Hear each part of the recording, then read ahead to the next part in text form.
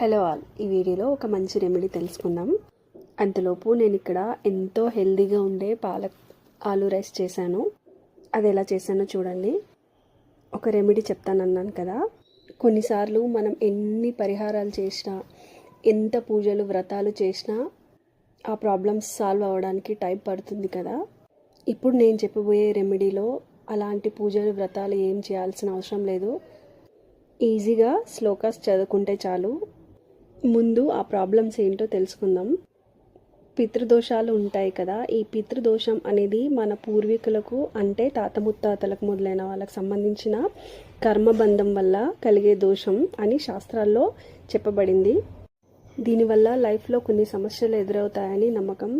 అవి ఏంటంటే ఆర్థిక ఇబ్బందులు, ఆరోగ్య సమస్యలు, సంతాన సమస్యలు మొదలైనవి. అసలు ఈ పితృదోషాలు ఎందుకు వస్తాయి అంటే, మన పూర్వజన్మలో చేసుకున్న పాపాలే ఈ జన్మలో శాపాలుగా మారుతాయంట. ఆ క్రమంలో పితృశాపాలు రావడానికి ఏవి కారణాలుగా ఉంటాయి? గడిచినటువంటి జన్మలో తల్లిదండ్రులను పట్టించుకోకపోవడం, తల్లిదండ్రులను కుట్టడం, తల్లిదండ్రుల మాట వినకపోవడం, వాళ్ళు మన ప్రవర్తన పట్ల బాధలు అనుభవించడం వంటివి చేసినప్పుడు నెక్స్ట్ జన్మలో పితృశాపాలుగా వస్తాయన్నమాట. ఒకవేళ జాతకరీత్యా మీకు పితృశాపాలు ఉన్నాయని ఎవరైనా చెప్పినప్పుడు కంగారు పడాల్సిన అవసరం లేదు.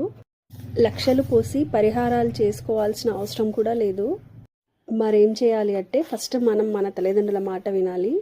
దీని తర్వాత ప్రతి గురువారం కూడా గృహగ్రహ కవచాన్ని, గురువు యొక్క అష్టోత్తర శతనామావళిని పఠిస్తూ రావాలి. ఎన్నిసార్లైనా చదువుకోవచ్చు. అది 3 times అయినా 5 times అయినా. ఇలా ప్రతి గురువారం చదువుతూ వస్తే ఈ పితృశాపాలు అనేవి, పితృదోషాలు అనేవి తగ్గుముఖం పడతాయి. ఇది అత్యంత ప్రభావవంతమైనది. అద్భుతమైన ఫలితం ఉంటుంది, ఖచ్చితమైన రిజల్ట్ ఉంటుంది.